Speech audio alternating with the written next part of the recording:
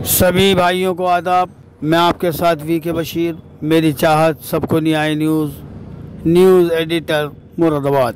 पत्रकार साथियों, मैं आप लोगों को बताना चाहता हूं कि दिनांक 9 फरवरी 2024 को मेरी पत्नी और मेरी बेटी को पुलिस चौकी ले जाकर इसलिए पीटा गया कि मेरी बेटी व पत्नी पुलिस चौकी उस वक्त खाली पड़ी हुई थी, वीडियो बनाकर ले आई थी। वे वीडियो उन लोगों ने मेरे सेंड कर दी। मैंने उठाकर उस वीडियो को ट्वीट कर दिया। ट्वीट कर देने के बाद पुलिस चौकी इंचार्ज पवन मिश्रा साहब आग बबूला हो गए और बदले की भावना में लग गए। ये मामला यहीं ख़त्म हो जाता है। क्यों? पुलिस विभाग का मामला था। पुलिस ने जो किया अच्छा किया। पुलिस ने जो जुल्म ज़्यादती की वे मैं नहीं सभी लोग बर्दाश्त करते हैं और सब्र करके बैठ जाते हैं। वे सच्ची खबर दिखाने की सज़ा ऐसी मिली कि परिवार की अविवाहिता बेटी को और उसकी मां को पुलिस चौकी ले जाकर पीटा जाता है और यातनाएं दी जाती हैं। हमारी किसी भी कार्यवाही को नहीं किया जाता, इन लोगों के खिलाफ कोई भी कार्यवाही नहीं की जाती और हमारे मामले को ख़त्म कर दिया जाता है। 9 फरवरी 2024 की घटना भी भूल भी नहीं पाए थे। 17 फरवरी 2024 को एक मनोज पुलिसकर्मी जो कि मुरादाबाद के अंदर तैनात हैं, उनसे मेरा ब्याज पर पैसों का लेन देन था जिसकी अदायगी हम लोगों ने कर दी थी।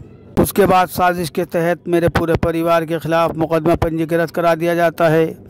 17 फरवरी 2024 को जब मुकदमा पंजीकृत करा दिया जाता है, 18 फरवरी 2024 को मैं अपने बच्चों को लेकर इलाहाबाद चला जाता हूं क्योंकि पूरे परिवार को सम्मिलित किया गया था। ये एक साजिश थी कि लेन देन मेरा था, बाकी मेरे परिवार के किसी का कोई मतलब नहीं था, लेकिन साजिश के तहत ये मुकदमा पंजीकृत करा दिया गया। 18 फरवरी 2024 को मैं अपने परिवार को इलाहाबाद लेकर निकल जाता हूं और वहां से स्टे लेने की तैयारी करते हैं। हम लोग वहां से वापस दिनांक 22 मार्च 2024 को वापस मुरादाबाद आते हैं। अपने घर पर आकर देखते हैं तो वहां मकान के ताले टूटे हुए हैं और मकान से सारा सामान गायब हुआ है।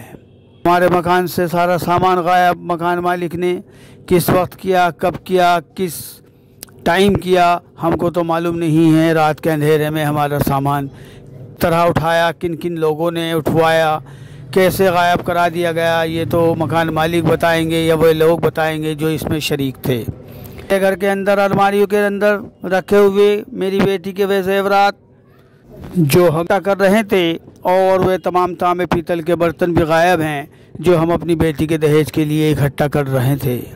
सारे सामान के साथ साथ हमारी गृहस्थी के पूरा सामान गायब कर दिया गया। हमारे इतना बड़ा परिवार था, 13 लोगों के परिवार के सब कपड़े, सारा सामान गायब है। घर के अंदर रखे हुए 4 सिलेंडर गायब हैं और तमाम सामान गायब है। फिर तमाम सामान हमारे घर से गायब कर दिए गए हैं। हमारे घर में ऐसे झाड़ू लगा दी गई, ऐसे साफ़ कर दिया गया जैसे कि उस घर के अंदर कोई रहता ही नहीं था।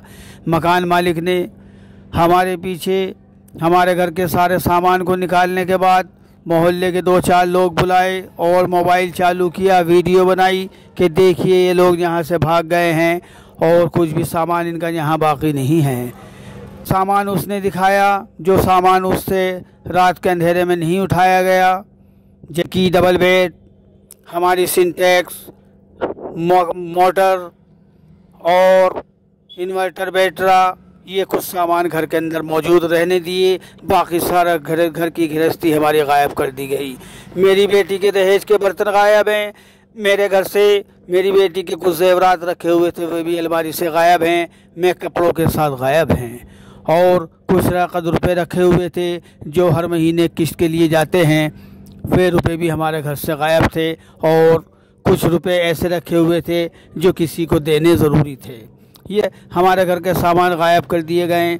हम ये नहीं समझ पा रहे हैं कि हमारे घर के पास में आफरीन गिलास पर भी कैमरे लगे हुए हैं। पास में अरकान मिस्त्री नाम का एक व्यक्ति है जो पुलिस का बहुत करीबी है, पुलिस का बहुत बड़ा हमदर्द है। उसके होते हुए जो हमारे घर पर पल पल नज़र रखता है, जो हमारे घर पर पल पल ध्यान रखता है, उसके सामने हमारे परिवार ने अगर सामान हटाया था या उठाया था तो शायद ये उसके कैमरे में आया होगा और उसको मालूम भी होगा। साथ इतना जुल्म ज़्यादती क्यों किया जा रहा है, क्यों हमारे साथ इतना जुल्म हो रहा है, हम इस चीज़ को अभी तक नहीं समझ पा रहे हैं। आखिर हमारी ख़ता क्या है? हमारी ख़ता है तो सिर्फ़ एक है कि हमने पुलिस चौकी की खाली पड़ी हुई वीडियो को ट्वीट कर दिया था, जिसकी बदले की भावना में मेरी बेटी को भी पीटा गया, पत्नी को भी पीटा गया, और उसके बाद साजिश के तहत मनोज पुलिसकर्मी से मुकदमा करा दिया गया।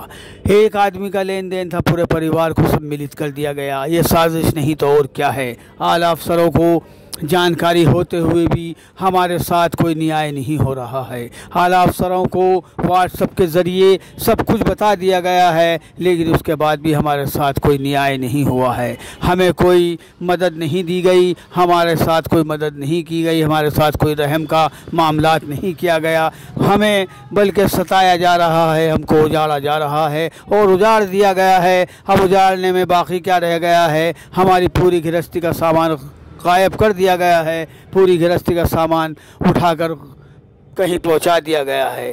मकान मालिक कह रहा है कि 5 महीने का किराया दे दीजिए, 35,000 आपके पास 35,000 बाकी है। मैं समझना चाहता हूँ, ये जानना चाहता हूँ के अंदर कि जो 5 महीने का किराया मकान किराएदार के ऊपर छोड़ देता हो, और वह मकान मालिक जो एक दिन लेट होने पर भी फ़ोन खड़खड़ा देता हो कि आपने पैसे ट्रांसफ़र नहीं किए, आपने पैसे फला आदमी को नहीं दिए, आपके पास फला आदमी आया है, आप उसे पैसे नहीं दे दीजिए, मैं फला आदमी को भेज रहा हूँ। जो मकान मालिक एक दिन ना रुक सकता हो, वह 5 महीने कैसे रुक गया है? हाँ, ये सच है, इस महीने का हमारे ऊपर वाजिब है, महीने का किराया हम पर वाजिब है। ये क्योंकि 20 तारीख को मकान का महीना पूरा होता है। मेरे बच्चे 18 फरवरी 2024 को इलाहाबाद के लिए निकले थे और 22 मार्च 2024 को मुरादाबाद जब आए तो देखा मकान के अंदर सब कुछ गायब है, सब कुछ लूट लिया गया है, सब कुछ गायब कर दिया गया है।